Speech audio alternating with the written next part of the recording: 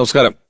കേരളത്തിന്റെ ഒരു സാധാരണ ഗ്രാമപ്രദേശത്ത് നിന്നും മിമിക്രി വേദികളിലൂടെ മലയാളത്തിലെത്തി, മലയാളത്തിൽ നിന്ന് ഇന്ത്യയിലെ മറ്റ് ഭാഷകളിലൂടെ വളർന്ന് ഏറ്റവും വിലപിടിപ്പുള്ള ഒരു സംവിധായകനായി മാറിയ മലയാളികളുടെ വളരെ പ്രിയപ്പെട്ട സിദ്ദിഖ് സാർ. ഓർമ്മയിലെന്നും സിദ്ദിഖ് സാർ തുടരുന്നു. ഗോഡ് ഫാദറിന്റെ റീ റെക്കോർഡിംഗ്, ജോൺ ഹോനായുടെ തീം എന്ന് പറയുന്നത്, അതെല്ലാം അപ്പം ആമുഖത്തിൽ എവിടെയോ ഞാൻ പറഞ്ഞ പോലെ സിദ്ദിഖ് ലാൽ കൂട്ടുകെട്ടിൽ വന്നിട്ടുള്ള ഒരു സിനിമ. നമ്മൾ 100 കോടി ക്ലബിന്റെ കാര്യം പറഞ്ഞു, ഏറ്റവും കൂടുതൽ ഓടിയത് പറഞ്ഞു, തീം പറയുന്നു, ക്യാരക്ടർ പറയുന്നു. ഇതൊക്കെ പറയുമ്പോഴും ബോധപൂർവം പലപ്പോഴും സിനിമയുടെ അക്കാഡമിക് ചർച്ചകളിൽ സിദ്ദിഖ് ലാൽ ചിത്രങ്ങളെ വളരെ വിരളമായിട്ട് കാണാൻ പറ്റുന്നുള്ളൂ എന്നുള്ളത് എനിക്ക് വ്യക്തിപരമായിട്ട് തോന്നിയിട്ടുണ്ട്. അല്ലേ? അത്രയും പോപ്പുലർ ആയിട്ടുള്ള സിനിമകളാണ് ഈ രണ്ട് കൂട്ടുകെട്ടും കൂടെ നമുക്ക് തന്നിട്ടുള്ളത്. ഞാൻ ഇത്തരം ക്യാരക്ടറുകളെ പറഞ്ഞതുകൊണ്ട് മറ്റൊരു നടൻ, അദ്ദേഹത്തിന്റെ ഒരു ക്യാരക്ടർ, അദ്ദേഹം സിനിമകളിൽ പലതിലും അഭിനയിച്ചിട്ടുണ്ട്, പല സിനിമകളുടെ ഭാഗമായിട്ടുണ്ടെങ്കിലും ജീവിതത്തിൽ എടുത്തു പറയാവുന്ന ഒരു ക്യാരക്ടർ എന്ന് പറയുന്നത് ചെയ്തിട്ടുള്ളത് സിദ്ദിഖ് ലാൽ ചിത്രത്തിലാണ്. അപ്പഹാജ ചേട്ടന്റെ സ്റ്റേറ്റ്മെന്റ് കേൾക്കാം. ഡയറക്ടർ സിദ്ദിഖിനെ പറ്റി പറഞ്ഞാണെങ്കിൽ ആദ്യം തന്നെ പറയാനുള്ളത്, പുള്ളി എൻ്റെ ഒരു റിലേറ്റീവ് ആയിരുന്നു. പിന്നെ റിലേഷൻ ആണെങ്കിലും കൂടുതൽ ഞാൻ അടുക്കുന്നത് എന്നെന്നും കണ്ണേറ്റം എന്ന് പറഞ്ഞ ഫാസിൽ ഡയറക്ട് ചെയ്ത പടത്തിൽ അവർ അസിസ്റ്റന്റ് ഡയറക്ടേഴ്സ് ആയിരുന്നു. അപ്പം ഈ ഷൂട്ട് ഫുള്ള്, അപ്പം ഇവർ മിമിക്രിന്ന് വന്നവരാണല്ലോ, അപ്പോൾ അതാദ്യം പറയണം. ഇവർ പുല്ലേപ്പടിയിലാണ് താമസിച്ചിരുന്നത്, സിദ്ദിഖ് ലാലും ഞാനും പുല്ലേപ്പടിയായിരുന്നു. അപ്പോൾ നമ്മുടെ ഹരിശ്രീ എന്നിട്ടൊരു ട്രൂപ്പ് ഉണ്ടായിരുന്നു. അവർ കലാഭവൻ കഴിഞ്ഞിട്ട് പിന്നെ ഹരിശ്രീ എന്ന് പറഞ്ഞൊരു ട്രൂപ്പ്, ഹരിച്ചേട്ടൻ എന്ന് പറയും, പുള്ളി മരിച്ചുപോയി. പുള്ളിയാണ് പപ്പൻ, പ്രിയപ്പെട്ട പപ്പൻ എന്നൊക്കെ ആ പടത്തിൻ്റെയൊക്കെ പ്രൊഡ്യൂസർ. അപ്പം ഞങ്ങൾ നെയ്ബേഴ്സ് ആയിരുന്നു ഹരിച്ചേട്ടൻ. അപ്പോൾ ഹരിച്ചേട്ടൻ്റെ അവിടെ നിന്നാണ് സൗണ്ടും കാര്യങ്ങളൊക്കെ ഇവർ കൊണ്ടുപോകുന്നത്.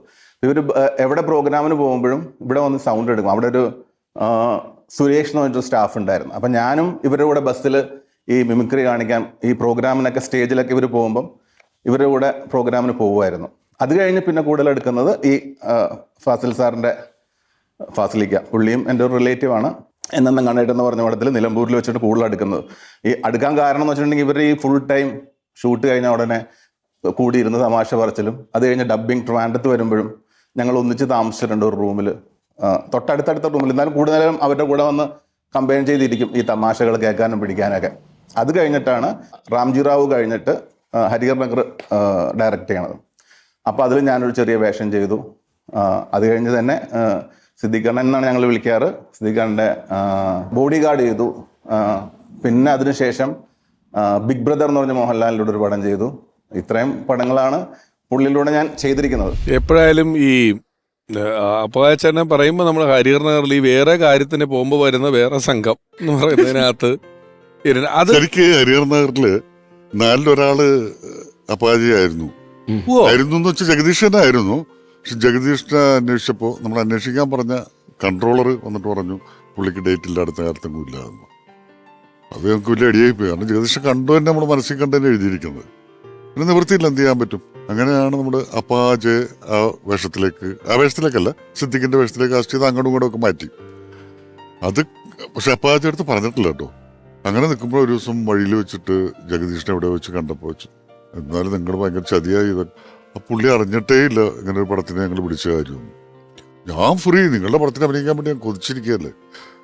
അപ്പൊ പിന്നെ തിരിച്ചോടോ അങ്ങനെ അപ്പകാജ മറ്റേ വേഷത്തിലേക്ക് പോയതാണ്, നമ്മുടെ കാറ്റ് കുതിക്കുന്ന വേഷം. പക്ഷെ ഈ അപ്പകാജ ക്യാരക്ടറുകളില്ലേ, ഈ സിദ്ദിഖ് സാറിന്റെ എഴുത്തിലാണോ നിങ്ങളുടെ എഴുത്തിൽ? കാരണം ഇപ്പം മാന്നാർ മത്തായില് ജനാർദ്ദനൻ ചേട്ടന്റെ സംഘത്തിന്റെ ഒരു സംഘമുണ്ട്.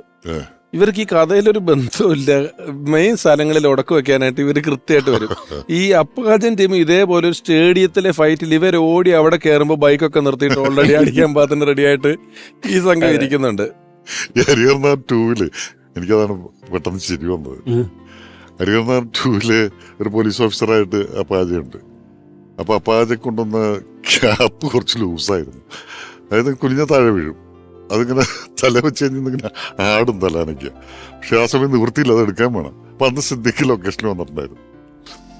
അപ്പൊ ജീപ്പിൽ നിന്ന് ഇറങ്ങി അപ്പാജെ നടന്നു വരുമ്പോ സിദ്ദിഖ് ചോദിച്ചു, അപ്പാജെ തൊപ്പി വെച്ച് വരികയാണോ തൊപ്പി ചുമന്നുകൊണ്ട് വരികയാണോ? എനിക്ക് ഇപ്പോഴും ആ വിഷ്വലുണ്ട്. കാരണം ഇയാൾ നടക്കുമ്പോ തൊപ്പി കുണുങ്ങുന്നുണ്ട്.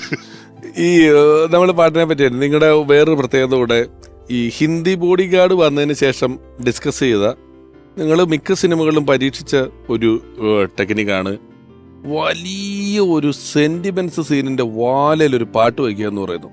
അപ്പൊ ഗോഡ് ഫാദറിൽ ഈ സഹോദരന്മാര് തമ്മിൽ വഴക്കുണ്ടായിട്ടാണ് നീർപ്പളുങ്കുകൾ എന്നുള്ള പാട്ട് വന്ന് കയറുന്നത്. അങ്ങനെ ഒരുപാട് സിനിമകളിൽ നമ്മുടെ ഹിറ്റ്ലറിലുണ്ട്, എല്ലാ പടത്തിലും തന്നെ ഉണ്ട്. കണ്ണീർ കായലുണ്ട്, ഫ്രണ്ട്സിലെ കടൽ കാറ്റിൻ നെഞ്ചിൽ എന്ന് പറയുന്ന പാട്ടുണ്ട്. അത് ഈ സിനിമയ്ക്ക് കഥ പറയുമ്പോൾ ഒരു ഗ്രാഫ് എന്ന് പറയുന്ന സംഭവം ഉണ്ടല്ലോ, ആളുകളുടെ ഒരു താല്പര്യത്തിന്റെ ഗ്രാഫ്. അതിങ്ങനെ കഥ തുടങ്ങി ആളുകൾ ഇങ്ങനെ അടുത്ത എന്താണെന്ന് അറിയാനുള്ള ഒരു ക്യൂരിയോസിറ്റി ഇങ്ങനെ അത് ബിൽഡ് ചെയ്യുമ്പോൾ അനുസരിച്ചിട്ട് ഈ പടം ഇങ്ങനെ കയറിക്കൊണ്ടിരിക്കും. പക്ഷെ ഇത് അങ്ങനെ അങ്ങോട്ട് കയറ്റി വിട്ട് കഴിഞ്ഞാൽ ഇത് പോയി ഉത്തരത്തെ തലയിടിച്ച് ചത്തുപോകും. കാരണം അതിന്റെ മേലെ നമുക്ക് കയറ്റാൻ പറ്റില്ല. അപ്പൊ ആ ഒരു അവസ്ഥ വരുമ്പോൾ മിക്കവാറും ഒരു പീക്ക് എന്ന് പറയുന്ന സ്ഥലത്തെത്തുമ്പോൾ ഒരു സോങ് വന്നു കഴിഞ്ഞാൽ അതൊന്ന് പാരലായിട്ട് പതുക്കെ ഒന്ന് താഴേക്ക് വരും. എന്നാലും അതൊരു ബോറടിയായിട്ട് തോന്നിയില്ല. എന്നിട്ട് അവിടെ നിന്ന് വീണ്ടും കയറ്റാം നമുക്ക്. അതിന് വേണ്ടിയിട്ടാണ് മിക്കവാറും പാട്ട് ഉപയോഗിക്കുന്നത്. അത് മാത്രമല്ല, പിന്നെ ഒരുപാട് കാര്യങ്ങൾ പറയാനുണ്ടെങ്കിൽ ഏറ്റവും നല്ല പാട്ടാണ്. അവർ തമ്മിൽ ഇഷ്ടത്തിലായി, പ്രണയത്തിലായി, കുട്ടിയായി, അത് കഴിഞ്ഞിട്ട് ഭാര്യ മരിച്ചുപോയി എന്നൊക്കെ പറഞ്ഞിട്ട് വലിയ കഥയൊക്കെ വേണമെങ്കിൽ ഒരു ചെറിയ 3 മിനിറ്റ് പാട്ടിൽ പറയാം. അത് സീനിൽ പറയാൻ കഴിഞ്ഞാൽ ഒരുപാട് ടൈം എടുക്കും. അവസാനിക്ക കടൽ കാറ്റിൻ നെഞ്ചിൽ തന്നെ ആയാലോ? ഫ്രണ്ട്സ്. കടൽ കാറ്റിൻ നെഞ്ചിൽ കടലായി വളർന്ന സ്നേഹമുറങ്ങി, കനലായെരിഞ്ഞ സന്ധ്യ മയങ്ങി, മുകിൽ കാട്ടിൽ നിന്നും മഴയായി പൊഴിഞ്ഞ രാഗമലിഞ്ഞു, മിഴിനീരടിഞ്ഞ രാത്രി തളർന്നു, തിരയിളകുന്നു, നുര ചിതറുന്നു ഇരുളിൻ തീരങ്ങളിൽ, കടൽ കാറ്റിൻ നെഞ്ചിൽ കടലായി വളർന്ന സ്നേഹമുറങ്ങി, കനലായെരിഞ്ഞ സന്ധ്യ മയങ്ങി.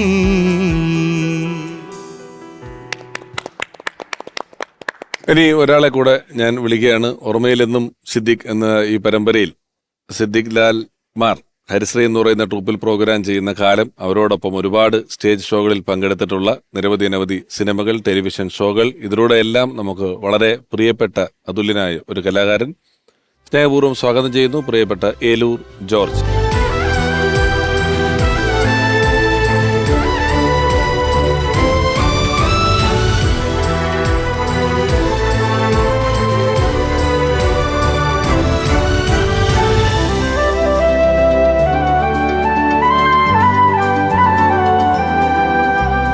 ജോർജ് ചേട്ടാ, ഒരിക്കൽ കൂടി സ്വാഗതം. ഞങ്ങള് സിദ്ദിഖ് സാർ, അദ്ദേഹം നമ്മൾക്ക് സംഭാവന ചെയ്തിട്ടുള്ള ഒരുപാട് സിനിമകൾ, ആരംഭകാലത്തെ നാടകം, മിമിക്രി തൊട്ട് തുടങ്ങി ഇങ്ങനെ പറഞ്ഞു വന്നുകൊണ്ടിരിക്കുകയാണ്. ജോർജ് ചേട്ടൻ സിദ്ദിഖ് സാറിന്റെ ഒരു കരിയറിന്റെ, വ്യക്തി ജീവിതത്തിന്റെ ഏത് കാലഘട്ടത്തിലാണ് പരിചയപ്പെടുന്നതും പോകുന്നതും എല്ലാം? ഞാൻ 87 തുടങ്ങിയുണ്ട് ഹരിശ്രീലുണ്ട്. അപ്പൊ സിദ്ദിഖ് സാർ അതിലെ ആർട്ടിസ്റ്റാണ്? ആർട്ടിസ്റ്റാണ്. NF വർഗീസ്, ഹരിശ്രീ അശോകൻ, സിദ്ദിഖ് ലാല്, കോട്ടയം ജോസഫ്, അല്ലേ? ആ ടീം, ഇത്രയും പേരുണ്ട്. ഗോകുൽമാൻ. ഇത്രയും പേരുള്ള സമയത്ത് ട്രൂപ്പിലുണ്ട്. അത് കഴിഞ്ഞിട്ടാണ് ഇവര് സിനിമയിലോട്ട് പോകുന്നതും. അതെ. നിങ്ങളെല്ലാം കൂടെ ആ ട്രൂപ്പ് തുടർന്ന് കൊണ്ടുപോകുന്നതും അല്ലേ? അല്ല, ആ കാലഘട്ടത്തിൽ ഒന്നിച്ച് ഒരു യാത്രയൊക്കെ ഭയങ്കര ഒരു പിക്നിക്ക് അല്ലേ? പിക്നിക്കിന്റെ ഒരു സുഖമായിരുന്നു.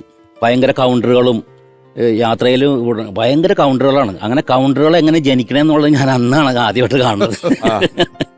ഞങ്ങൾ തമാശയൊക്കെ പറഞ്ഞിങ്ങനെ നടക്കുമെങ്കിലും ഇങ്ങനെ കൗണ്ടറുകൾ എങ്ങനെയാണ് ജന്മം എടുക്കണം എന്നുള്ളത് കണ്ടുപഠിക്കാണ്. കൗണ്ടർ ഗുരുക്കന്മാരാണ് സിദ്ദിഖ് ലാലിന്റെ. ഞാൻ കുറെ കൗണ്ടറുകൾ അങ്ങനെ അടിക്കാറുണ്ട്, അത്രത്തോളം വന്നില്ലെങ്കിൽ പോലും. പക്ഷെ ആരെയും വിഷമിപ്പിക്കുന്ന രീതിയിലുള്ള കൗണ്ടറുകളൊന്നും ഇവർ ഇന്ന് വരെ പറഞ്ഞ എന്നെ അറിവില്ല. അല്ല, ഞാൻ പറയാറുണ്ട്, എനിക്കൊരു തമാശ കണ്ടു കഴിഞ്ഞാൽ അത് പറയാൻ തോന്നിക്കഴിഞ്ഞാൽ പറയാതിരിക്കാനോ അല്ലെങ്കിൽ കണ്ടു കഴിഞ്ഞാൽ ചിരിക്കാതിരിക്കാനോ പറ്റില്ല. സിദ്ദിഖാന ഒരുപാട് കാര്യത്തിനെ തന്നെ വഴക്ക് പറയാറുണ്ട്. ഒരിക്കലും ഞങ്ങളൊരു ബാങ്കില് ഒരു ലോൺ കാര്യം ശരിയാക്കാൻ വേണ്ടിയിട്ട് പോയി. അപ്പൊ ഞാൻ സിദ്ദിഖും കൂടി ഇരിക്കുകയാണ്, മാനേജറുണ്ട്. അപ്പൊ എന്റെ ചെയർ ഇങ്ങനെ അതിന്റെ ഹാൻഡിലുണ്ട്. അത് കഴിഞ്ഞൊരു ഗ്യാപ്പ് ഇട്ടിട്ട് ചെയറിൽ സിദ്ദിഖ്, അതിനും 2 കൈയൊക്കെ ഉണ്ട്. അപ്പൊ അതിരിക്കുമ്പോൾ കുറച്ച് ഞാൻ തമാശ സിനിമയുടെ കാര്യമൊക്കെ അയാൾ പറഞ്ഞു. അത് കഴിഞ്ഞിട്ട് കാര്യത്തിലേക്ക് കിടക്കാൻ, അപ്പൊ സാറേ എന്ന് പറഞ്ഞപ്പോ ഒരു കാര്യമില്ലാണ്ട് ഒരാൾ ഡോർ തുറന്ന് കയറി.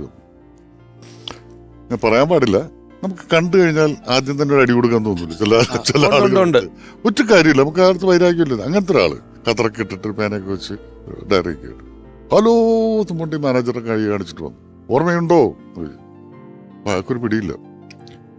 ആലോചിച്ച് നോക്കൂ എന്നൊക്കെ പറഞ്ഞിട്ട് ക്ലൂ ഇടുമല്ലോ, കുറെ ക്ലൂ. ഏലൂര് വെച്ച് രാത്രി 12 മണിക്ക് എന്നൊക്കെ പറഞ്ഞിട്ട് കുറെ ക്ലൂ ഒക്കെ മാനേജർക്കൊന്നും പിടുത്തങ്ങൾ. അപ്പം ഞങ്ങൾക്ക് ഭയങ്കര ഇറിറ്റേഷനായി, പറയാൻ പറ്റാണ്ട്. ഇയാൾ വന്നിട്ട് ഞാൻ ശ്രദ്ധിക്കാനിരിക്കുന്നതിൻ്റെ ഈ കസേര ഇതിൻ്റെ ഇടയിൽ കൂടി ഇങ്ങനെ കയറിയിട്ട് ഈ 2 പിടിയിലും പിടിച്ചിട്ട് ഇവിടെ അങ്ങോട്ട് ഇരുന്നു. ഇവിടെ കസേരയില്ല, അങ്ങോട്ട് വീണു. എനിക്ക് ചിരിക്കാതിരിക്കാൻ പറ്റില്ല. ഞാൻ ഭയങ്കരമായിട്ട് ചിരിച്ചു. സിദ്ദിഖിന് എൻ്റെ കാലിൽ നക്കുന്നു, ചവിട്ടുന്നു, അങ്ങനെയൊക്കെ. അവിടെ നിന്ന് ഇറങ്ങി വന്നിട്ട് എന്ത് വൃത്തികേടോടെ. ഞാൻ പറഞ്ഞതിന് ചിരിച്ചില്ല, പിന്നെ മരിച്ചു നമ്മള്. ആ ഒരു കുഴപ്പമുണ്ട്. ഒരു കൗണ്ടർ ഉണ്ടായ ഒരു അനുഭവം ഞാൻ പറയാം. ഞങ്ങളിങ്ങനെ പ്രോഗ്രാമിന് പോകണം, സമയം തെറ്റിയാണ് ഇവിടെ നിന്ന് പോണത്. രാത്രിയാണ്, ഒരു 7 മണിക്ക്, 10 മണിക്കാണ് ഷോ. വഴി ചോദിക്കുന്നു പറയുന്നുണ്ട്. അപ്പോൾ ഒരു സ്ഥലത്ത് നിർത്തി. അപ്പോൾ ചോദിച്ച്, ചേട്ടാ സുബ്രഹ്മണ്യ ക്ഷേത്രത്തേക്ക്. അപ്പോൾ അയാൾ പറഞ്ഞ് എന്തോരമുണ്ട്, എത്ര ദൂരം ഉണ്ടെന്ന് ചോദിച്ചപ്പോൾ അയാൾ പറഞ്ഞ് 5 കിലോമീറ്റർ എന്ന് പറഞ്ഞു. വണ്ടി എടുത്തപ്പോൾ തന്നെ ലാലേട്ടൻ വല്ലതൊന്നും കുറയുമോ എന്ന്. അപ്പൊ സിദ്ദിഖ 2 കിലോമീറ്റർ എന്നിട്ട് ചോദിക്കാം അപ്പൊ എന്തെങ്കിലും കുറയും. അങ്ങനെയാണ് കൗണ്ടറുകൾ ഉണ്ടാവണമെന്നുള്ളത് എനിക്ക് മനസ്സിലായി. അശോകൻ ചേട്ടന്റെ കാര്യം വരുമ്പോഴേ നമ്മൾ ഇപ്പം മാന്നാർ മത്തായി ഉണ്ട്, ഗോഡ് ഫാദർ ഉണ്ട്, പിന്നെ ക്രോണിക് ബാച്ചിലർ അല്ലേ ഇതിനിടയിൽ. പിന്നെ ക്രോണിക് ബാച്ചിലറാണ് ഒരു വലിയ വിഷയം. സിനിമയും തിരക്കുകളും ഒരുപാടുണ്ട്. ഏതെങ്കിലും കാര്യത്ത് ആ വിഷയം ഡിസ്കസ് ചെയ്തിട്ടുണ്ടോ?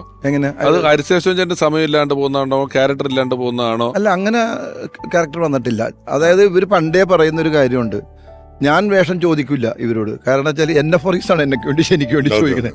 അപ്പോഴും ഇവർ പറഞ്ഞ മറുപടി എന്നോടാണ് മറുപടി പറഞ്ഞത്, എടാ നിനക്ക് തരാൻ പറ്റിയൊരു വേഷം വരട്ടെ, അപ്പൊ നമുക്ക് ഞങ്ങൾ തന്നിട്ടൊരു ഗുണം ഉണ്ടാവണം. അല്ല, അത് ചില എഴുത്തുകളിൽ ഞാനിങ്ങനെ ആലോചിച്ചിട്ടുണ്ട്. നിങ്ങൾ രണ്ടുപേരുടെ അഡ്രസ്സ് ഒരു കോമഡി സിനിമകളുടെ അഡ്രസ്സാണ്. ജഗതി ചേട്ടൻ കുറവാ നിങ്ങളുടെ സിനിമകൾ.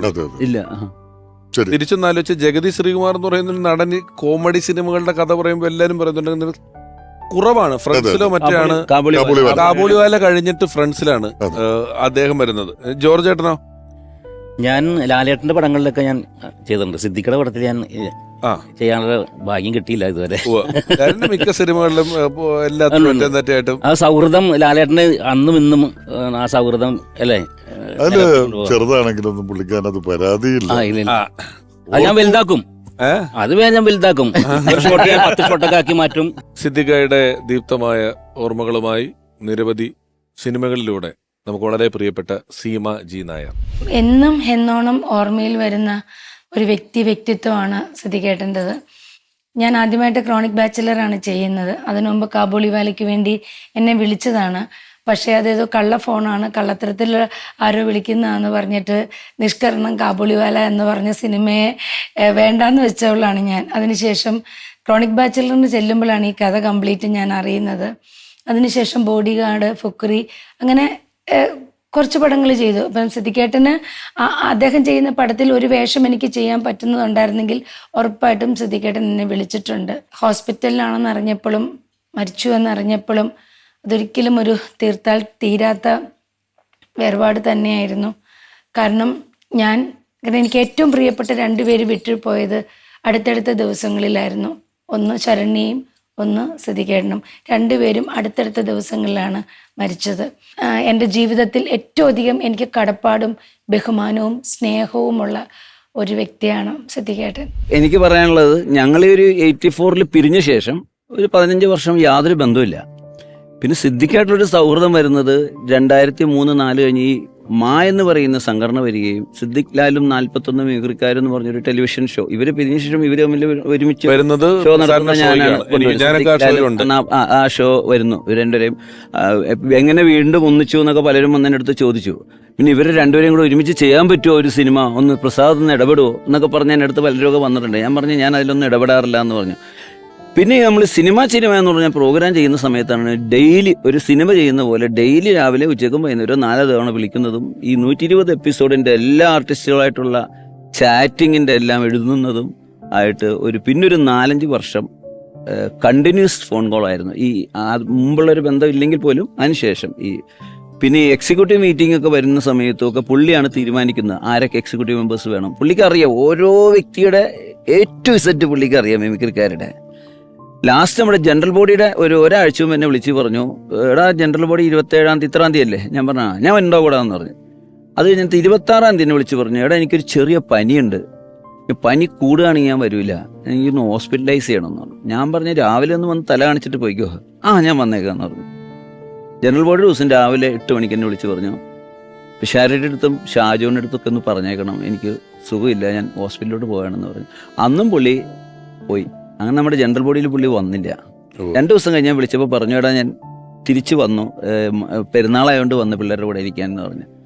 അങ്ങനെ ഞാൻ നാളെ പോയി ഹോസ്പിറ്റലൈസ് ചെയ്യും, ഒരു ഇത്തിരി പ്രശ്നമുണ്ട്, എനിക്ക് അതൊന്ന് ക്ലിയർ ചെയ്താൽ മതി എന്ന് പറഞ്ഞു.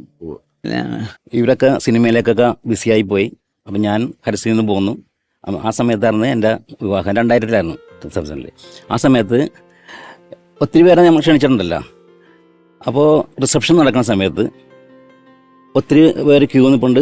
ലാലേട്ടൻ ഉണ്ടായിരുന്നു, അശോകൻ വന്നു, ദിലീപ്, അങ്ങനെ ഒത്തിരി പേര് വന്നുകൊണ്ടിരിക്കുന്ന കൂട്ടത്തിൽ ഒരു പോസ്റ്റ്മാൻ്റെ ഡ്രസ്സില്ലേ അവിടെ ആ ക്യൂവിൽ നിൽപ്പുണ്ട്. അപ്പോൾ ഞാൻ പോസ്റ്റ്മാനെ വിളിച്ചിട്ടുമില്ല. അപ്പോൾ എനിക്ക് ഭയങ്കര ഡൗട്ട്, എന്താണ് അങ്ങനെ ഇയാൾ വന്നെന്ന് ഓർത്ത്. ഇയാൾ വന്നിട്ട് ഒരു ടെലഗ്രാം എൻ്റെ നേരെ നീട്ടി, സൈൻ ചെയ്യിച്ച്. ടെലഗ്രാം ഞാൻ പൊട്ടിച്ച് നോക്കിയപ്പോൾ wish you happy marriage life George Siddique മദ്രാസിലായിരുന്നു. അത് അന്ന് അത്രയും നേരം കിട്ടിയേക്കണ ഗിഫ്റ്റുകളിൽ വെച്ച് ഏറ്റവും വിലമതിക്കാനാവാത്തൊരു ഗിഫ്റ്റാണ് ശരിക്കും പറഞ്ഞാൽ. അത് ഒത്തിരി നാളെ ഞാനത് സൂക്ഷിച്ചു വെച്ചിട്ടുണ്ടായിരുന്നു. പോയതൊക്കെ മണ്ടന്മാര്.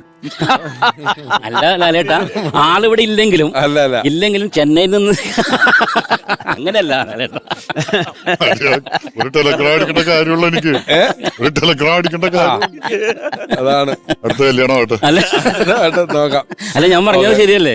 ആ ഒരു മറന്നില്ല, നമ്മളെ മറക്കാനൊരു കാര്യം ചെയ്ത് നമുക്ക് ഈ അവസരത്തിൽ നമ്മൾ പറയുന്ന ഒരു സൗഹൃദ സംഘം, നമ്മൾ സൗഹൃദങ്ങളെ കുറിച്ചാണ് പറയുന്നത്. ഇവരുടെ ഒരു ഇടയ്ക്കിടയ്ക്ക് ഒത്തുകൂടുന്നൊരു സൗഹൃദമുണ്ട് ഈ പ്രസാദേട്ടൻ, ലാലേട്ടൻ, സിദ്ദിഖയ്ക്കൊക്കെ. ആ സംഘത്തിലുള്ള ഒരാൾ തന്നെയാണ് സംഗീത സംവിധായകൻ ബേണി ഇഗ്നേഷ്യസ് എന്ന. ഇവർ ഇരട്ട സംവിധായകരായിരുന്നു എന്ന് പറയുന്നത് പോലെ തന്നെ ഇരട്ട സംഗീത സംവിധായകരായ ബേണി ഇഗ്നേഷ്യസിലെ ബേണി സാർ ഇപ്പോൾ സിദ്ദിഖിനെ ഓർക്കുന്നു.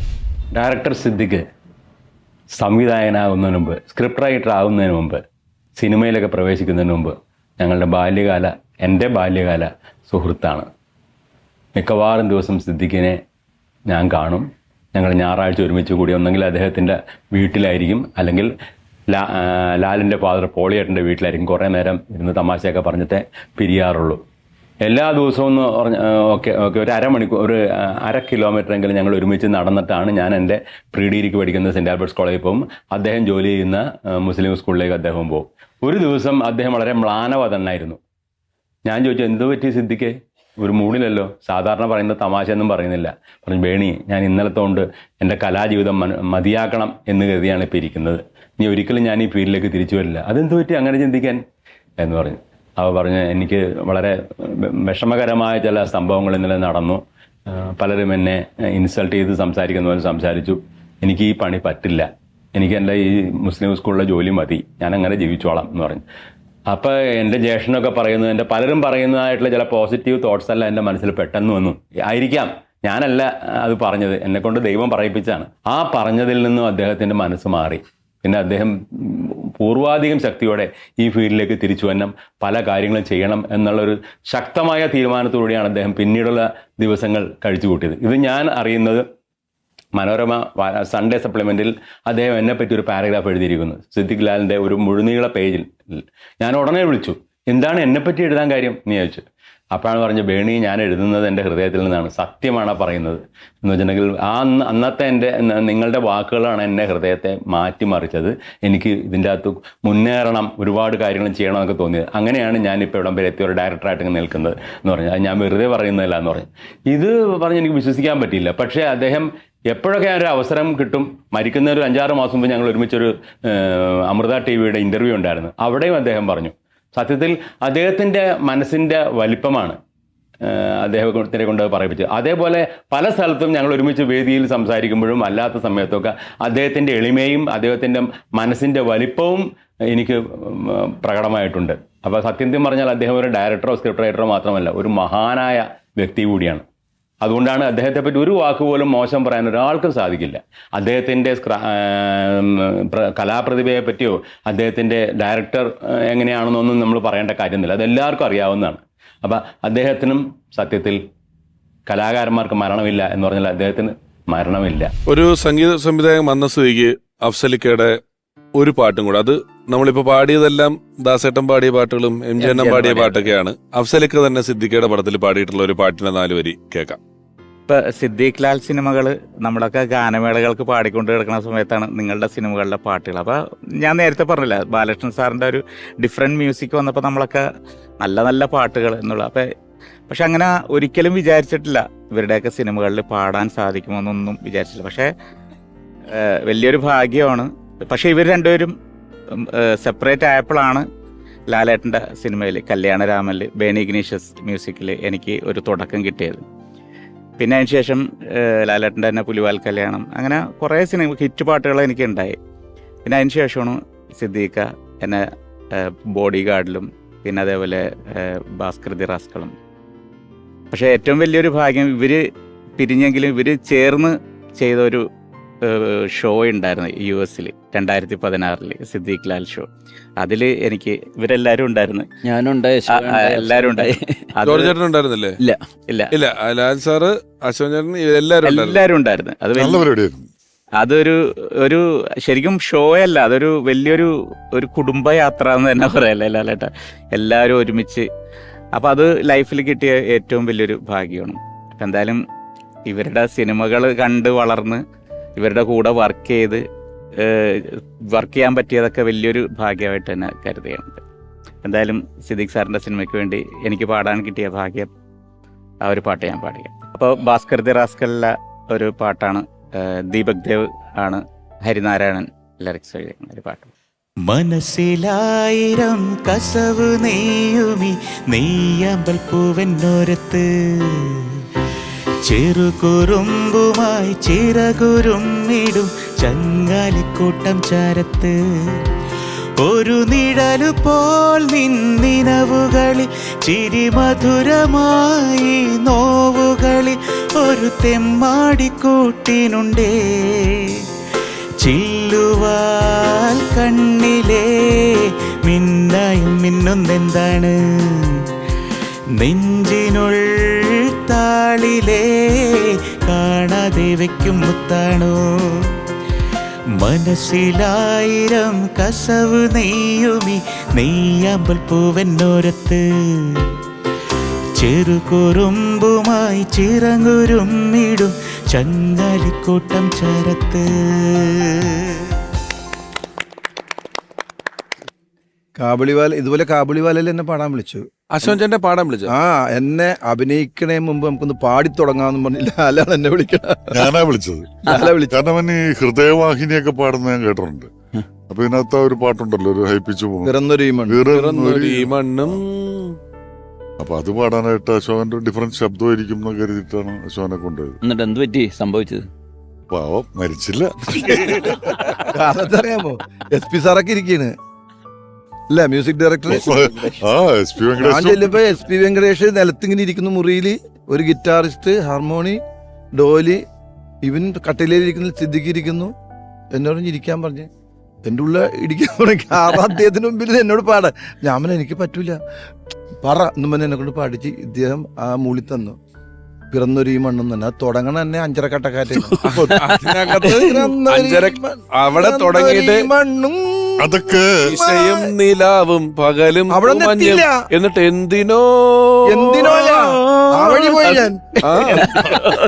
തുടക്കമൊക്കെ നന്നായിട്ട് തന്നെ പാടി കേട്ടോ. പുള്ളിക്കും ഭയങ്കര ഹാപ്പിയായിരുന്നു.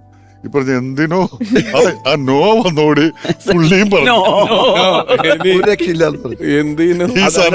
എന്നിട്ട് അവിടെ നിന്ന് നമ്മൾ രണ്ടുപേരെ ശ്രമിച്ചു. ഒന്ന് ഡക്ലസ് എന്ന് പറഞ്ഞ പാട്ടുകാരനെ പച്ചാളത്തുള്ള അവനെ നോക്കി, പിന്നെ വേറൊരു പാട്ട്, പിന്നെ ആരാ പാടിയതല്ലേ, മലേഷ്യവാസ്. ഈ പാട്ടിന്റെ ഈ നോ പറഞ്ഞ പാട്ടിനെ പറ്റി പറയുമ്പം നമ്മൾ പറഞ്ഞ പല പാട്ടുകളും നോ പറയാതെ യെസ് പറഞ്ഞ് പാടിത്തന്ന അഫ്സലിക്കയുടെ സാന്നിധ്യത്തിന് ഈ ഒരു അവസരത്തില് ഓർമ്മയിലെത്തും എന്ന് പറയുന്ന ഈ പരിപാടിയുടെ ഭാഗത്തുനിന്നും ഹൃദയപൂർവ്വമായ നന്ദി അറിയിക്കുന്നു. അഫ്സലിക്ക, വളരെ നന്ദി. നമ്മള് പലതവണ ഈ എപ്പിസോഡിൽ ആവർത്തിക്കപ്പെട്ട ഒരു വാക്കെന്ന് പറയുന്നത് സൗഹൃദം എന്ന് പറയുന്നതാണ്. നിങ്ങളുടെ തിരക്കഥകളിലും നമുക്കത് വ്യക്തമായിട്ട് എല്ലാ പടത്തിലും ഒരു വളരെ രൂഢമൂലമായിട്ടുള്ളൊരു സൗഹൃദത്തിന്റെ കഥകൾ പലപ്പോഴും പറയുന്നു. എന്നാൽ നമ്മൾ സഹോദരനെ പോലെ സഹോദരനാണ്, സുഹൃത്താണെന്നൊക്കെ പറയുന്ന ഈ ഒരു ഘട്ടത്തിൽ ഇനി വരുന്ന ഒരാൾ സിദ്ദിഖ് ലാൽ കൂട്ടുകെട്ടിലെ സിദ്ദിഖ് എന്ന് പറയുന്ന നമ്മുടെ വളരെ പ്രിയപ്പെട്ട അതുല്യനായ കഥാകൃത്ത്, സംവിധായകൻ, അദ്ദേഹത്തിൻ്റെ സഹോദരനാണ്. വളരെ സ്നേഹത്തോടെ ഓർമ്മയിലെന്നും സിദ്ദിഖ് എന്ന ഈ പരമ്പരയിലേക്ക് സ്വാഗതം ചെയ്യുന്നു പ്രിയപ്പെട്ട സാലിക.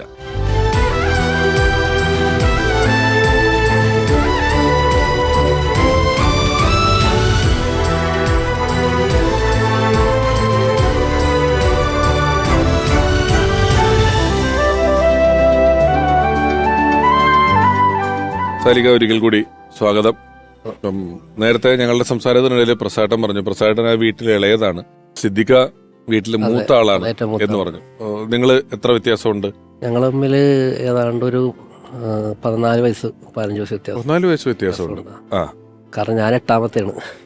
ഞാൻ 8ാമത്തെ ആളാണ്. സിദ്ദിഖ 8 മക്കളാണ് അല്ലേ? ഞങ്ങൾ 8 മക്കളാണ്. ഏറ്റവും മൂത്തത് ഇത്തയാണ്, ചേച്ചി, ഒരു ചേച്ചി ഇത്തയുണ്ട്. പിന്നെ അത് കഴിഞ്ഞിട്ടാണ് സിദ്ദിഖ.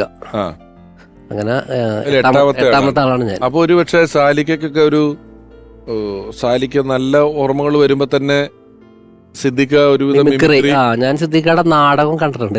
മറ്റേ ഈ പറഞ്ഞ രമണന്റെ മരണം എന്ന് അഭിനയിച്ച ഒരു സ്ക്രിപ്റ്റ് അത് കണ്ട എനിക്ക് ഓർമ്മയുണ്ട്, സ്കൂളിൽ വെച്ചിട്ട്. വളരെ ചെറുപ്പത്തിലാണ്. അതില് ഒരു കോൺസ്റ്റബിൾ ആയിട്ടാണ് നിൽക്കുക, അണ്ണൻ കോൺസ്റ്റബിൾ ആയിട്ടാണ്. ആ ഒരു നാടകം കണ്ട ഒരു ഓർമ്മയുണ്ട്. പിന്നെ ഞാൻ അധികം കണ്ടിരിക്കുന്നത് ഇവരുടെ പ്രോഗ്രാമാണ്, കലാഭവനിലെ മിംസ് പരേഡ്. ചേട്ടൻ എന്നുള്ള നിലയില് ചേട്ടൻ വലിയ ഇപ്പം സിനിമയില് ആളാകുന്നു, വലിയ രീതിയിലാകുന്നു, ഒരു സ്ട്രിക്റ്റ് ചേട്ടനായിരുന്നു നിങ്ങൾ? ഇല്ല, സ്ട്രിക്റ്റ് ഒരിക്കലും ഇല്ല. എല്ലാവരുമായിട്ട് വളരെ ഫ്രീ ആയിട്ട് ചെയ്യുന്ന ഇതാണ്. കാരണം ചെറിയ കുട്ടികൾ മുതൽ എല്ലാവരും ഒരേമാതിരി അറിയാലോ, ഏട്ടനറിയാം. അതുപോലെ തമാശ ഭയങ്കരമായിട്ട് എൻജോയ് ചെയ്യുന്ന ഒരു ഫാമിലി ആയിരുന്നു. വാപ്പയാണെങ്കിലും അതുപോലെ ഷെരീഫിക്ക, അപ്പാക്കുട്ടി, അണ്ണനൊക്കെ പണ്ട് ഇവരുടെ അങ്കിൾമാരൊക്കെ ഉണ്ട്. എല്ലാവരും നന്നായിട്ട് തമാശ പറയുന്ന നല്ല ആസ്വാദകരായിരുന്നു. നിങ്ങൾക്ക് സിദ്ദിഖയുടെ സിനിമ തിയേറ്ററിൽ പോയി ആദ്യത്തെ സിനിമ കണ്ടതൊക്കെ ഓർക്കുന്നുണ്ടോ? റാംജി റാവു. കാരണം എന്റെ വാപ്പ ഒരുപാട് വർഷത്തിന് ശേഷമാണ് റാംജി റാവു തിയേറ്ററിൽ കാണുന്നത്. പണ്ടത്തെ കണ്ടിട്ട് പിന്നെ ഒരുപാട് 89-ലല്ലേ സിനിമ. അതെ, ഒരുപാട് വർഷങ്ങൾക്ക് ശേഷം വാപ്പ കാണുന്നത് ഇതാണ്, റാംജി റാവു ആണ്. തിയേറ്ററിൽ പോയി കാണുന്നത് എല്ലാ സിനിമകളും ഇല്ല. പിന്നെ വാപ്പ അത് മാത്രമേ തിയേറ്ററിൽ പോയിട്ടുള്ളൂ. പിന്നെ വാപ്പ ഈ ഒരു സിനിമയാണ് തിയേറ്ററിൽ കണ്ടിട്ടുള്ളൂ. അല്ലെങ്കിൽ പിന്നെ ടി വിയിൽ വരുമ്പോഴാണ് എല്ലാം കാണുന്നത്. പുള്ളിക്ക് ഗൾഫിൽ നിന്ന് ഒരാൾ വന്നപ്പോ ഒരു ഷർട്ടിന്റെ പീസ് കൊണ്ടു കൊടുത്തു. അന്ന് തീ പറഞ്ഞ സാധനം വൈറ്റ് കളറില് ഷർട്ട് തയ്ക്കാൻ വേണ്ടി കൊടുത്തു. അപ്പൊ അവിടെ തോമസ് ചേട്ടൻ എന്ന് പറഞ്ഞ ആളുടെ തയ്ക്കടയുണ്ട്. അവിടെ കൊണ്ടു കൊടുത്തിട്ട് ഒരു കാര്യമില്ല, ഷർട്ടിന് അളവൊക്കെ കൊടുത്തു കഴിഞ്ഞിട്ട് ഇറങ്ങാൻ നേരത്ത്, തോമസേ ബാക്കിയുള്ള തുണിക്ക് 2 അണ്ടർവെയർ വെച്ചേക്കും എന്ന് പറഞ്ഞു. ഈ തിളങ്ങുന്ന തുണിക്ക് ചൈനീസ് സിൽക്കല്ലേ? ചൈനീസ് സിൽക്കാണ്. 2 ദിവസം കഴിഞ്ഞപ്പോ അയാള് അണ്ടർവെയർ വെച്ചിട്ട് ഷർട്ടിന് തികയുള്ളതാണ്. അണ്ടർവെയർ ഇട്ട് നടക്കാൻ പറ്റില്ല, ചിരിച്ചാവും. ആദ്യം തയ്ച്ചത് ഇതാണ്. ആദ്യം അയാൾ അണ്ടർവെയർ അങ്ങനെ തയ്ച്ചു. കല സിദ്ദിഖ സൗഹൃദങ്ങളിൽ മാത്രമേ ഉപയോഗിക്കുള്ളൂ, അതായത് വീട്ടില് ചർച്ചകൾ ഉണ്ടായിരുന്നു. ചില ആളുകൾ പറയും സിനിമയുടെ കഥ കാണിക്കും, അല്ലെങ്കിൽ ഈ പ്രിവ്യൂ കാണിക്കല്, അങ്ങനെയൊക്കെ എന്തെങ്കിലുമൊക്കെ നിങ്ങൾ? ഇല്ല, സിനിമയുടെ കഥ ആദ്യം ഫസ്റ്റ് ഇതാകുന്നത് ഞങ്ങൾ എല്ലാവരും കൂടി ഇരുന്നിട്ടാണ്. ഈദിൽ ഏതെങ്കിലും ഒരു ദിവസം എല്ലാവരും കൂടി ഇരുന്നിട്ട് ഞങ്ങളോടാണ് ആദ്യം പറയുന്നത്. ഞങ്ങളെല്ലാവരും, കാരണം ഞങ്ങൾ സിസ്റ്റേഴ്സ്, ബ്രദേഴ്സ്, അവരുടെ കുട്ടികൾ എല്ലാവരും. ഇല്ല, പ്രിവ്യൂ അങ്ങനെ വരാം. ഈ കഥ ഫസ്റ്റ് ഉണ്ടാവുമ്പോ തന്നെ ഡിസ്കഷൻ, ഞങ്ങളുടെ ഒരു എല്ലാവരുമായിട്ട് ഇരുന്ന് അതിനെക്കുറിച്ച് ഓരോ അഭിപ്രായങ്ങൾ അങ്ങോട്ടും ഇങ്ങോട്ടും, അത് എല്ലാത്തിലും ഉള്ളതാണ്. മെമ്പേഴ്സ് ഉണ്ടായിരുന്നല്ലോ. പിന്നെ ഞങ്ങള് കാരണം 8 സഹോദര, അവരുടെ മക്കൾ എല്ലാവരും ഉണ്ടാവും. ഇപ്പൊ അവസാനം ഈദിന്റെ അന്നാണല്ലോ അണ്ണൻ സുഖമില്ലാതെ ഹോസ്പിറ്റലായത്. ആ സമയത്ത് കഥ പറയാൻ പുള്ളിക്ക് പറ്റില്ല, കാരണം സുഖമില്ലാതെ ഹോസ്പിറ്റലിൽ നിന്നാണ് ആള് എത്തിയത്. നമ്മൾ കലാകാരൻ എന്നുള്ള നിലയിൽ വലിയ സക്സസ്സുകൾ ഉണ്ടാകുന്നു, അതിന്റെ വലിയ സന്തോഷം. സിനിമയാണ് അതേപോലെ തന്നെയാണ്. മറ്റൊരു പടം വേണമെങ്കിൽ വലിയ ഫ്ലോപ്പ് ആവാം, നമുക്ക് അതിനനുസരിച്ച് തന്നെ ദുഃഖിക്കാം. അങ്ങനത്തെ ഒരു ഏറ്റക്കുറച്ചിലുകൾ ഇങ്ങനെ ഒരു വളരെ സോഫ്റ്റ് ഹാർട്ടഡ് ആയിട്ടുള്ള ഒരാൾക്ക് ചിലപ്പോൾ വേണം കൂടുതലായിട്ട് ബാധിക്കാവുന്നതാണ്. അങ്ങനെ ബാധിച്ച് വീട്ടിൽ വരുന്നോ കണ്ടിട്ടോ? ഒരിക്കലും വീട്ടിലേക്ക് വരില്ല, പുറത്തു തീരും. ലാൽ സാറിന് അങ്ങനെ തോന്നിയിട്ടുണ്ടോ? നിങ്ങളുടെ എല്ലാം സക്സസ് ആയതുകൊണ്ട് ആ സമയത്ത് ഞങ്ങള് ഒരുമിച്ചുള്ളതൊക്കെ സക്സസ് ആയിരുന്നു. എനിക്ക് പരാജയം ഏറ്റുവാങ്ങാനായിട്ട് വലിയ ബുദ്ധിമുട്ടാണ്. കുറെ ദിവസങ്ങൾ എടുക്കും നോർമൽ ആകാനായിട്ട്. അതായത് നമ്മൾ ഇത്രയും ദിവസങ്ങൾ ഇത്രയും നാൾ അധ്വാനിച്ച മുഴുവനും കുറെ പൈസ കളയാനും കുറെ നഷ്ടങ്ങൾ കേൾക്കാനും ചീത്ത കേൾക്കാനുമാണല്ലോ എന്ന് പറഞ്ഞത് ഭയങ്കരമായിട്ടുള്ള സ്ട്രെയിൻ ഉണ്ടാക്കുന്നത്. അത് സാമ്പത്തിക നഷ്ടത്തിനേക്കാൾ വലുതായിട്ട് ഇത്രയും നാൾ മെനക്കെട്ടത് ഇതിനു വേണ്ടിയിട്ടായിരുന്നു. വെറുതെ ഇരുന്നാൽ മതിയായിരുന്നല്ലോ എന്ന് പറയുന്ന സംഭവത്തിൽ അവനവനെ സംശയം തോന്നും, അവനവന്റെ ഡിസിഷൻ തെറ്റിപ്പോയി എന്നുള്ളിടത്ത്. മറ്റുള്ളവർ പറയുന്നത് നമ്മളൊന്നും അങ്ങനെ കാര്യമാക്കാറില്ല, പക്ഷെ സ്വയം വരുന്നൊരു പ്രശ്നമുണ്ട്. നിങ്ങൾ ഒന്നിച്ചുള്ള സക്സസ്സുകളുടെ ഒരു എണ്ണം വളരെ കൂടുതലാണെന്ന് പറഞ്ഞു. ആ സമയത്ത് നിങ്ങൾ സക്സസ് അല്ലാത്തൊരവസ്ഥയെ പറ്റി ചിന്തിച്ചിട്ടുണ്ടോ? എല്ലാം സക്സസ് ആണ് എങ്കിലും ചിന്തിച്ചിട്ടുണ്ടാവും, പക്ഷെ ഞങ്ങൾ അത്രയും വർക്ക് ചെയ്തിട്ടുണ്ടായിരുന്നു ഓരോ പടങ്ങൾ. അതിന്റെ കഥ പറയുമ്പോൾ പറഞ്ഞു എത്രയോ പേരെടുത്ത് പറയാറുണ്ടെന്ന് അറിയോ. ഒരു പ്രാവശ്യം 2 പ്രാവശ്യം ഒന്നുമല്ല. പക്ഷെ ഇവരൊക്കെ വീണ്ടും വീണ്ടും കേൾക്കാൻ താല്പര്യം കാണിക്കുന്നു എന്ന് പറയുന്നത് തന്നെയാണ് നമ്മുടെ കോൺഫിഡൻസ്. ഇത് സംഭവമൊക്കെയാണ്, ഇനി ഇതൊന്ന് സിനിമയാക്കി അഭിനയിപ്പിച്ച് കിട്ടിയാൽ മതി എന്ന് പറയുന്ന അവസ്ഥയാണ്. അപ്പൊ അതും നമുക്ക് എടുത്തു കഴിഞ്ഞിട്ട് ഇട്ട് കണ്ട് വീണ്ടും എഡിറ്റ് ചെയ്ത് പാസ്സാറൊക്കെ എന്ന് പറഞ്ഞു കഴിഞ്ഞാൽ ഡബിൾ പോസിറ്റീവ് എന്നാ പറയുന്നത്. സൗണ്ടും തനിത്തനിയാണ്. അത് പ്രൊജക്ഷൻ 18 പ്രാവശ്യമൊക്കെ വെക്കും ഓരോ പടത്തിന്റെ. എന്നിട്ട് വീണ്ടും കറക്റ്റ് ചെയ്ത് വീണ്ടും പിറ്റേ ദിവസം ഇട്ട് വീണ്ടും കറക്റ്റ് ചെയ്ത് അങ്ങനെയാണ് അന്ന് ചെയ്തിരുന്നത്. അപ്പോൾ ഈ ഒരുപാട് ആളുകൾ കാണും. മദ്രാസിലേക്കാണെങ്കിൽ മദ്രാസിൽ അതിനുവേണ്ടി തന്നെ നമ്മുടെ ഒരു സുഹൃത്ത് വലയം ഉണ്ടാക്കിയിട്ടുണ്ട്. അവരൊക്കെ വിളിക്കും, അവരൊക്കെ വന്ന് കാണും. അപ്പോൾ അതുകൊണ്ട് തിയേറ്ററിൽ പോയ ഒരവസ്ഥയിൽ തന്നെയാണ് നമ്മൾ റിസൾട്ട് അറിഞ്ഞിട്ട് തന്നെ തിയേറ്ററിലേക്ക് വരുന്നത് പടം. അതുകൊണ്ട് അങ്ങനെ വലിയ ടെൻഷൻ അന്ന് അനുഭവിക്കേണ്ടി വന്നിട്ടില്ല. സിദ്ദിഖയുടെ ഒരു പ്ലസ് പോയിന്റ് വേറെ ഒരു ക്വാളിറ്റി എന്നുള്ള ഞാൻ കണ്ടത്, ബോഡി ഗാർഡെന്ന് പടം കഴിഞ്ഞിട്ട് സിദ്ദിഖ ഞാനോട്ട് കണ്ടപ്പോൾ എന്നോട് പറഞ്ഞ് ജോർജിൻ്റെ ഒരു തമാശ ഞങ്ങൾ സിനിമയിൽ എടുത്തിട്ടുണ്ടെന്ന് പറഞ്ഞു. ഞാൻ സിദ്ദിഖ ഏതാണെന്ന് ചോദിച്ചാൽ പറഞ്ഞ് ജോർജ് ഇപ്പം എന്ത് ചെയ്യണം, ഞാനിപ്പോൾ അപ്പൻ്റെ കൂടെയാണ്, അപ്പൻ എന്ത് ചെയ്യണം, അപ്പൻ വെറുതെ നടക്കുകയാണ് എന്നുള്ള സാധനം ഞങ്ങൾ സിനിമയിൽ എടുത്തിട്ടാന്ന് എന്ന് പറഞ്ഞത്. അങ്ങനെ ആരും അങ്ങനെ പറയൂല ശരിക്കും പറഞ്ഞാൽ, അല്ലേ? അതാ ഒരു ക്രെഡിറ്റ്. അതുപോലെ സിദ്ദിഖിന്റെ എൻ്റെ ലൈഫിൽ എൻ്റെ ഏറ്റവും വലിയൊരു അഡ്വൈസറാണ്. മരണം വരെ എൻ്റെ അഡ്വൈസറായിരുന്നു. എന്ത് കാര്യം ചെയ്താലും വീട്ടിലെ കാര്യങ്ങൾ കൂടുതലും സിനിമയായിട്ട് മാത്രമല്ല, വീട്ടിലെ കാര്യങ്ങൾ എന്താണെങ്കിലും ലൈഫിൽ എന്ത് കാര്യം വേണമെങ്കിലും സിദ്ദിഖിനോട് ചോദിച്ചിട്ടേ ചെയ്യാം. സിദ്ദിഖിനോടും ചോദിക്കരുത്, ജോഷ് സാറിനും ചോദിക്കരുത്. സിദ്ദിഖ് എൻ്റെ കറക്റ്റ് റൂട്ട് പറഞ്ഞു തരും. എന്ത് ചെയ്യണം, എങ്ങനെ ചെയ്യണം, ഇങ്ങനെ ചെയ്താൽ മതി, ഇങ്ങനെ ചെയ്താൽ മതി. അത് നഷ്ടപ്പെട്ടു പോയത്. ഞാൻ നേരത്തെ സാറിന്റെ സിനിമകളെ കുറിച്ചോ അല്ലെ സിനിമയുടെ അതിലെ കഥാപാത്രങ്ങളെ കുറിച്ചൊക്കെ പറഞ്ഞല്ലോ. അങ്ങനെ ചില ആളുകൾക്ക് ചില കഥാപാത്രങ്ങൾ എപ്പോഴും ഒരു വലിയ ഭാഗ്യമാണ്. അവരെ കാണുന്നവരെല്ലാം ആ സിനിമയും ആ ഒരു കഥാപാത്രവും പറയും. അത്തരത്തിൽ മറ്റ് സിനിമകളിൽ അഭിനയിച്ചിട്ടുണ്ടെങ്കിലും ഇപ്പോഴും സിദ്ദിഖ് സാറിന്റെ ഒരു സിനിമയിലെ കഥാപാത്രം ആളുകൾ എടുത്തു പറയുന്ന ഒരു കലാകാരൻ, ക്രോണിക് ബാച്ചലർ എന്ന ചിത്രത്തിലെ ആ മദ്യപാനിയെ അവതരിപ്പിച്ചുകൊണ്ട് മലയാളികളുടെ മനസ്സിൽ സ്ഥിരപ്രതിഷ്ഠ നേടിയ കലാകാരൻ ശ്രീ അനിയപ്പൻ. ഈ എൻ്റെ സുഹൃത്തുണ്ട് മഞ്ജൂഷ്, തൃപ്പൂണിത്തുറയാണ്. മഞ്ജൂഷിൻ്റെ ഫ്രണ്ടാണ് സിറാജിക്ക. ഈ സിറാജിൻ്റെ ഒരു അടുത്ത ബന്ധുവാണ് സിദ്ദിഖ് സാർ. അവർ തമ്മിൽ റിലേഷൻഷിപ്പ് ഭയങ്കരമുള്ള ആളാണ്.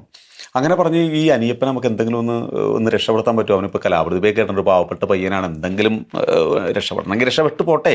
അങ്ങനെ നേരെ സിദ്ദിഖ് സാറിലേക്ക് ഒരു എത്തിപ്പെടുകയും ഞാനും മഞ്ജൂഷും കൂടി സാറിൻ്റെ വീട്ടിലേക്ക് എത്തുകയും ചെയ്യുകയാണ്.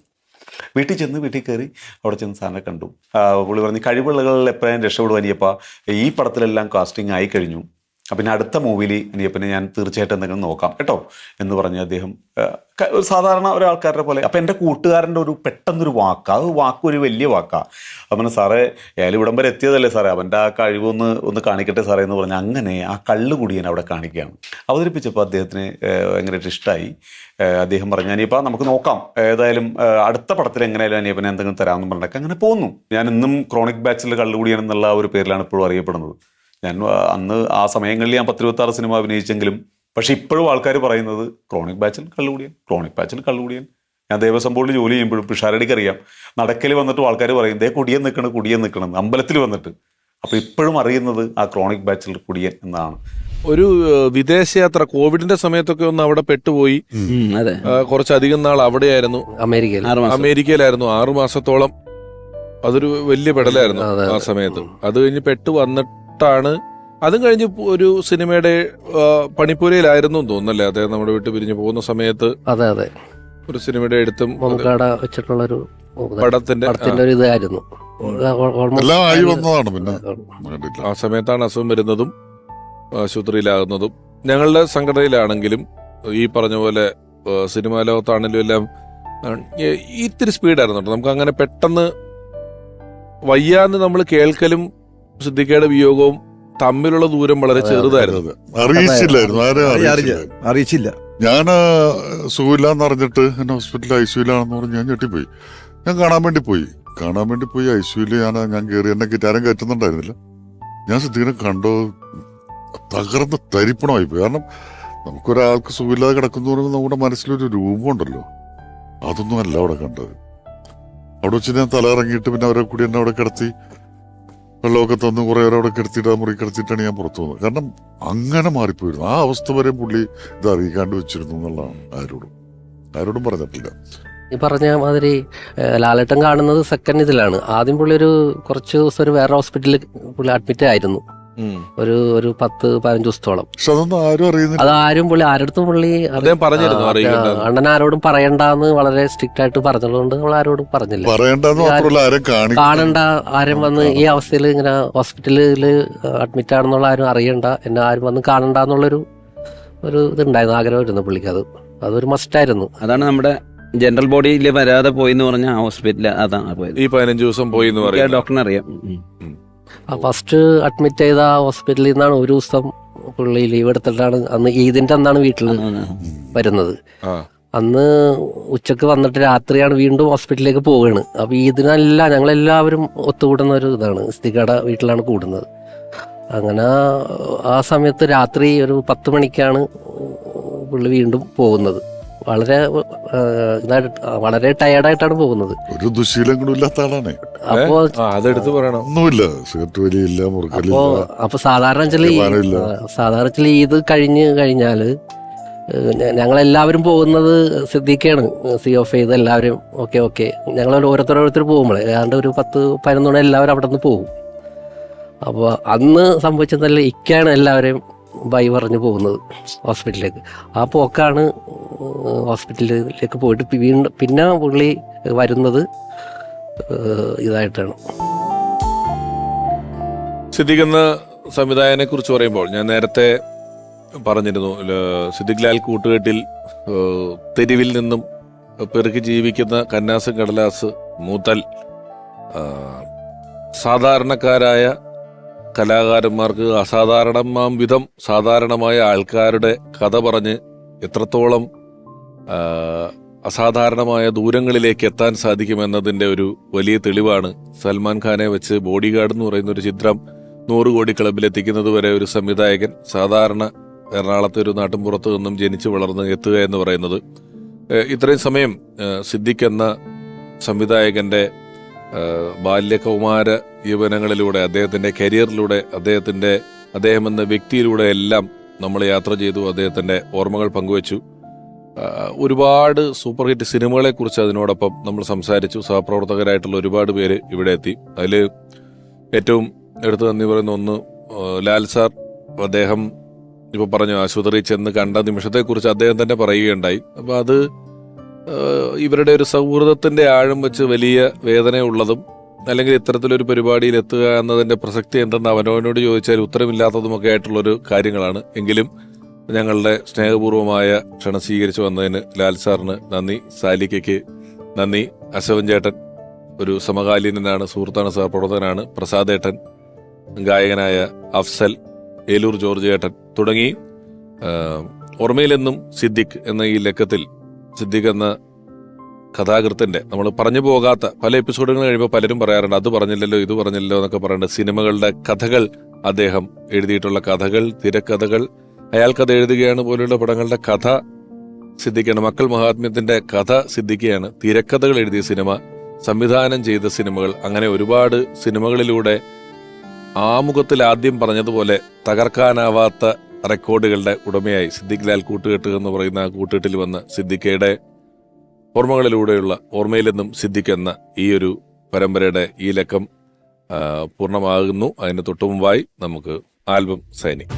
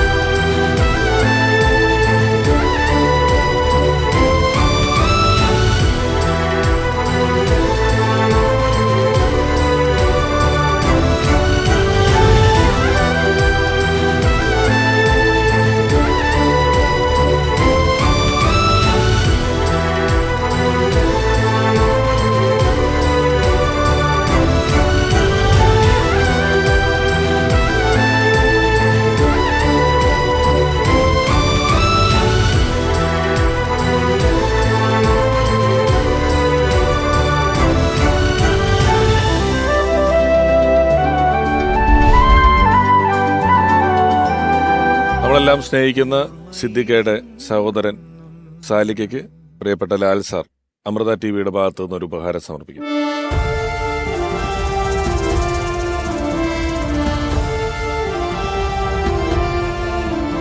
പാട്ടുകൾ പലപ്പോഴും നമുക്ക് കേൾക്കും തോറും ഇഷ്ടം കൂടി വരുന്നവയാണ്.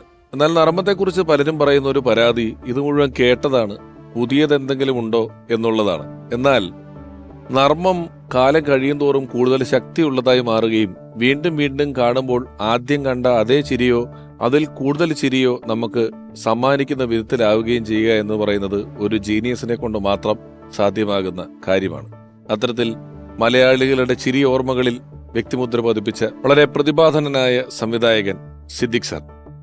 ഓർമ്മയിലെന്നും സിദ്ദിഖ് എന്ന ഈ ലക്കം ഇവിടെ പരിപൂർണമാവുകയാണ്. അടുത്ത ലക്കത്തിൽ നമുക്ക് വളരെ പ്രിയപ്പെട്ട മറ്റൊരാൾ